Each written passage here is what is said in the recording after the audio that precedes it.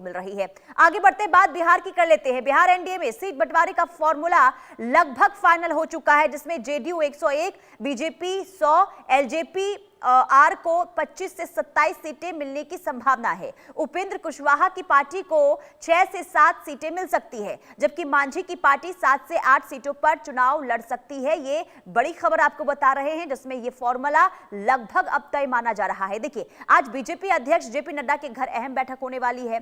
कल बीजेपी केंद्रीय चुनाव समिति की भी बैठक होगी। लगातार बैठकों का दौर जारी है और इसी बीच जो जानकारी सामने मिल रही है कि लगभग एनडीए में सीटों का जो बंटवारा है, सीट शेयरिंग को लेकर जो फॉर्मूला है उसे तय कर लिया गया है, जिसमें जेडीयू 101, बीजेपी 100, एलजेपी यानी कि चिराग पासवान की पार्टी को 25 से 27 सीटें हैं वो मिल सकती है। ये बड़ी जानकारी सामने आ रही है। इसी बीच एक और बड़ी खबर बता दें, मीटिंग के लिए जेपी नड्डा के घर पहुंचे नित्यानंद राय और बिहार बीजेपी के सह प्रभारी प्रकाश भी बैठक के लिए पहुंच चुके हैं। बिहार चुनाव को लेकर जेपी नड्डा के घर बड़ी बैठक आज होगी।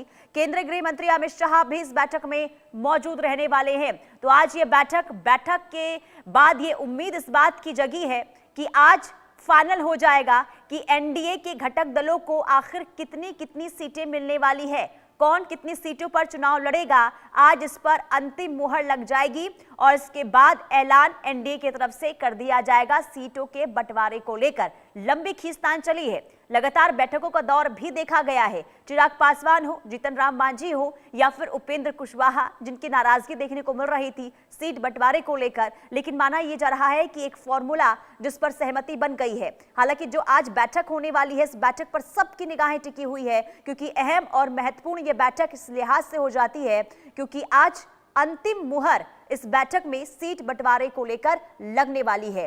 तो दिल्ली से लेकर बिहार तक लगातार हलचल इस वक्त देखने को मिल रहा है। तो ये बड़ी खबर आपको बता रहे हैं, सीटों पर विवाद जो है वो खत्म होने की आज उम्मीद, और उम्मीद इस बात की भी कि आज हो सकता है कि सीट बंटवारे को लेकर अंतिम मुहर भी लग जाए। तो लगातार देखिए बिहार चुनाव में जिस तरीके से हलचल देखने को मिल रही है, और इसी बीच एनडीए गठबंधन में क्योंकि इंतजार इस बात का ही है कि आखिर कौन से घटक दल कितनी सीटों पर इस बार चुनाव लड़ने वाले हैं, इसे लेकर माथापच्ची का दौर लगातार देखने को मिल रहा है। लेकिन आज की बैठक पर सबकी निगाहें इस वक्त टिकी हुई है कि आज इस बैठक में क्या होगा। के अंदर मंथन चल रहा है, जल्दी सब चीज आपके सामने सर, उपेंद्र कुशवाहा नाराज बताए नहीं नहीं, कोई नाराजगी नहीं है, सबने अपनी अपनी बात रखी। चिराग पासवान खुश हो गए सर? सब खुश है। के अंदर मंथन चल रहा है, जल्दी सब चीज। तो मंथन चल रहा है और बहुत जल्द ही सब कुछ ठीक हो जाएगा, इस तरीके से प्रतिक्रिया जो है वो सामने आ रही है।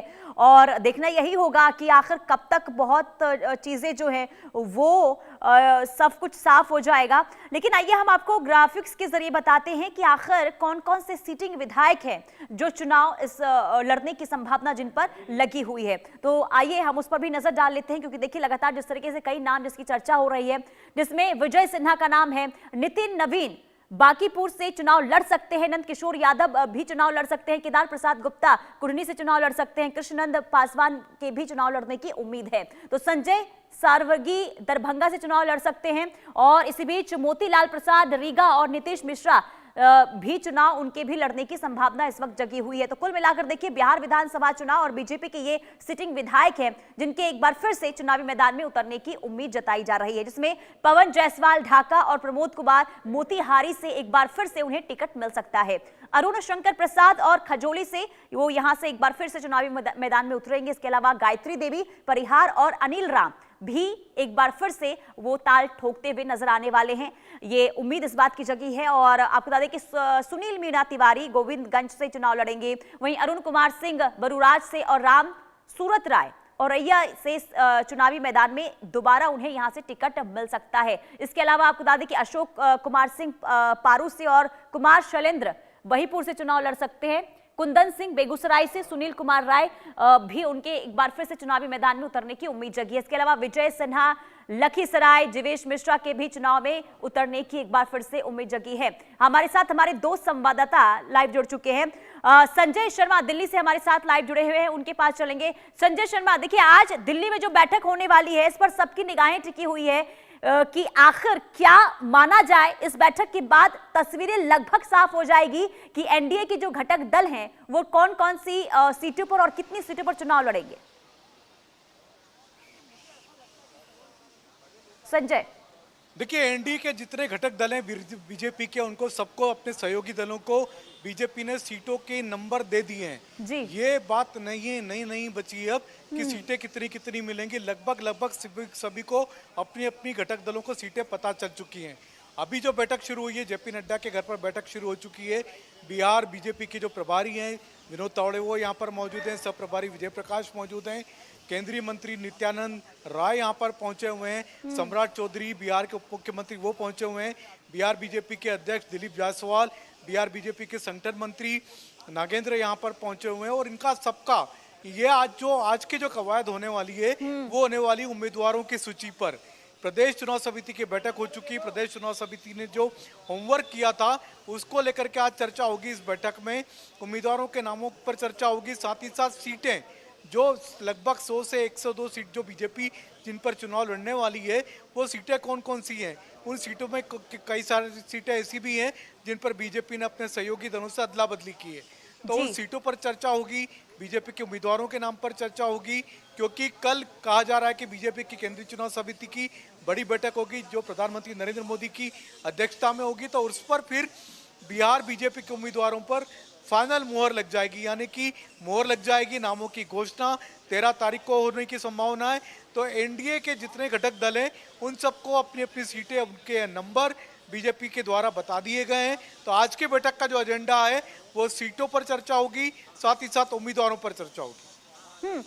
लेकिन संजय शर्मा, ये भी जानकारी मिल रही है कि कहीं ना कहीं उपेंद्र कुशवाहा जिनके अंदर नाराजगी देखने को मिल रही है, क्योंकि अभी थोड़ी देर पहले ही उनका पोस्ट सामने आया जिसमें ये कहा गया है कि अभी इंतजार कीजिए, बहुत कुछ हो सकता है। इस पर मैं आपसे जानकारी लूंगी, लेकिन एक बार मैं रितेश मिश्रा आपका रुख करूंगी। बिहार, देखिए दिल्ली में तो लगातार बैठकों का दौर देखने को मिल रहा है, बिहार में आज क्या हलचल देखने को मिल रही है? बिल्कुल, बिहार की तो नजर पूरी तरीके से दिल्ली पर है, क्योंकि दिल्ली में ही बीजेपी के सभी जो बड़े नेता हैं वो मौजूद हैं, जो एलाइज के जो नेता है वो वहां मौजूद हैं। अब क्योंकि देखिए सीट शेयरिंग को लेकर लगभग जो चीजें हैं, जो जानकारी हमें मिल रही है वो एनडीए में लगभग फाइनल है।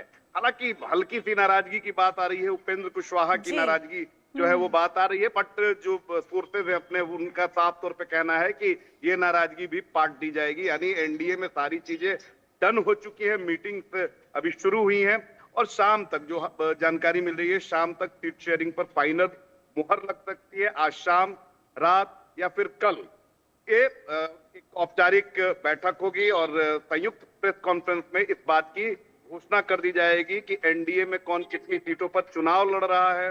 उसके बाद क्योंकि देखिए सबसे बड़ी बात यह कि फर्स्ट पेज का जो नॉमिनेशन है वो शुरू हो चुका है।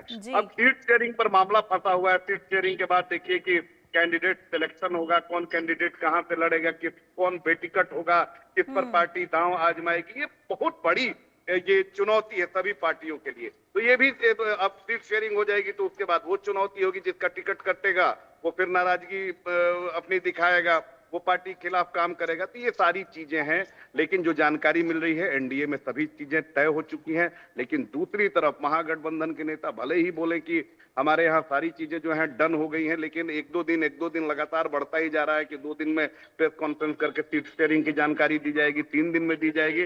लेकिन वहां पर अगर देखें तो वीआईपी और कांग्रेस ने पेंच फंसा दिया है। कई सीटों पर घटक ही एक दूसरे पर दावेदारी कर रहे हैं। लेफ्ट पार्टी लगभग तैयार हो चुकी है कि हाँ हम इतने सीटों पर चुनाव लड़ेंगे, लेकिन उनकी भी मनमाफिक सीटें हैं। तो ये सारी चीजें जो है अभी चल रही हैं और अगले 2 से 3 दिन में महागठबंधन में भी सारी चीजें जो है वो लगभग डील जो है वो लॉक हो जाएगी। लेकिन रितेश देखिए, महागठबंधन का आपने जिक्र किया, तो महागठबंधन में पहले ये माना जा रहा था कि कांग्रेस जो है वो कम सीटों पर चुनाव लड़ने के लिए तैयार है, जैसा प्रदर्शन उसका पिछले चुनाव में रहा। लेकिन अब ये जो खबर, जो जानकारी आपने भी दी, जो सामने आ रही है कि अब कांग्रेस 70 सीटों पर अड़ी हुई है कि 70 सीटों पर ही चुनाव लड़ेगी। तो ऐसे में कहीं ना कहीं खींचतान अभी महागठबंधन में बनी हुई है और आरजेडी लगातार देखिए, क्योंकि देखिए आरजेडी की तरफ से या फिर कांग्रेस की तरफ से या फिर बाकी अन्य दलों की तरफ से कोई प्रतिक्रिया सामने नहीं आई है, लेकिन कांग्रेस जो भी अड़ी हुई है वो कितनी बड़ी समस्या इस वक्त आरजेडी के लिए बनी हुई है?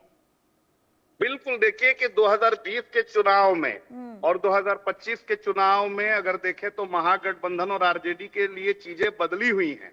पहले ड्राइविंग सीट पर आरजेडी हुआ करती थी, कांग्रेस के भी प्रत्याशियों के नाम की घोषणा लालू यादव कर देते थे, कौन प्रत्याशी कहां से चुनाव लड़ेगा ये डिसाइड लालू यादव करते थे। लेकिन 2024 में कांग्रेस थोड़ी सी मजबूत हुई है और उसका असर ग्राउंड पर दिख रहा है। जिस तरह से बार बार राहुल गांधी बिहार आ रहे हैं, बार बार वो कार्यकर्ताओं से मिल रहे हैं, इसने कहीं ना कहीं कांग्रेस को बूस्टअप कर दिया है। और यही कारण है कि कल तक 50-60 सीटों पर कांग्रेस जो है लग रहा था कि तैयार हो जाएगी। एक बार फिर से उसने अड़ियल रुख अख्तियार कर दिया है। ये दिखाने की कोशिश है कि बिहार में भी ये कोई ना समझे कि कांग्रेस जो है वो पिछलग्गू बनी है, क्योंकि पिछलग्गू ठीक है। का ठप्पा उससे 20 साल 25 साल से ठीक चस्पा है है। रितेश, मैं आपको रोक